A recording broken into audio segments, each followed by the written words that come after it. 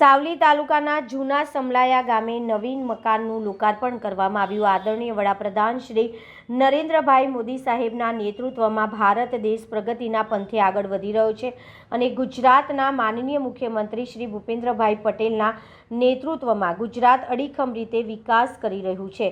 તેના ભાગરૂપે સાવલી તાલુકાના જૂના સમલાયા ગામે પ્રાથમિક શાળાને 100 વર્ષ પૂર્ણ થતાં તેના સમગ્ર શિક્ષા અભિયાન હેઠળ ₹1.39 લાખના ખર્ચે નવીન બનેલ શાળાના ઓરડાના લોકાર્પણ અવસરે શતાબ્દી વર્ષની ઉજવણી સાવલીના ધારાસભ્ય કેતન ઇનામદારના હસ્તે કરાયું। આ પ્રસંગે શાળાના નવનિર્મિત મકાનને લોકાર્પિત કરવામાં આવ્યું તથા શાળામાં મદદનીશ શિક્ષક તરીકે ફરજ બજાવતા રમેશભાઈ મેવાભાઈ ચૌહાણ પોતાની શિક્ષક તરીકેની કાર્યશૈલી નિષ્ઠા સાથે પૂર્ણ કરી નિવૃત્ત થતા સેવા નિવૃત્તિનો કાર્યક્રમ પણ રાખેલ હતો। આજરોજ તેઓ નિવૃત્ત થયા હતા ત્યારે હવે પછીના સમયમાં તેઓ સ્વસ્થ તંદુરસ્ત રહે તથા પારિવારિક જીવન સુખમય પસાર થાય તેવી શુભેચ્છા પાઠવી હતી।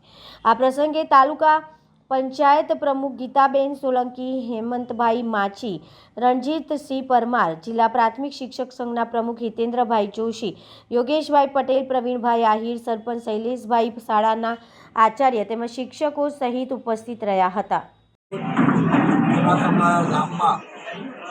જૂના સમલાયા પ્રાથમિક શાળાના નવીન મકાનના લોકાર્પણમાં ઉપસ્થિત અમારા સાવલી તાલુકા પંચાયત પ્રમુખ, જિલ્લા શિક્ષક સંઘના પ્રમુખ, શ્રી તેમજ તમામ શિક્ષક અને ખૂબ મોટી સંખ્યાની અંદર ગામના આગેવાનો, વડીલો, યુવાનો, માતાઓ અને ઉત્સાહી સરપંચ સહિત અને આખી પંચાયતની ટીમ ખૂબ સારી રીતે આજે જૂના સમલાયા ગામની અંદર 8 નવીન ઓરડા સાથે આ મકાનનું લોકાર્પણ થયું।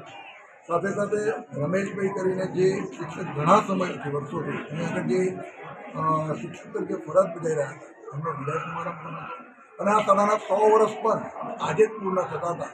ખૂબ સારા દિવસની અંદર આજે આ લોકાર્પણમાં હું હૃદયથી ગુજરાતની ભારતીય જનતા પાર્ટીની સરકારનો આભાર માનું જે શિક્ષણને મહત્ત્વ આપી આની અંદર ભણતા બાળકોને પણ સૂચન આપું છું કે સારું શિક્ષણ અને સારું સંસ્કાર ખૂબ ઉચ્ચ કક્ષા છે એ પણ કુમારો પરમાત્માને શક્તિ આપે। ફરી આ શાળાના કાર્યક્રમ માટે તમામે હૃદયથી શુભેચ્છા।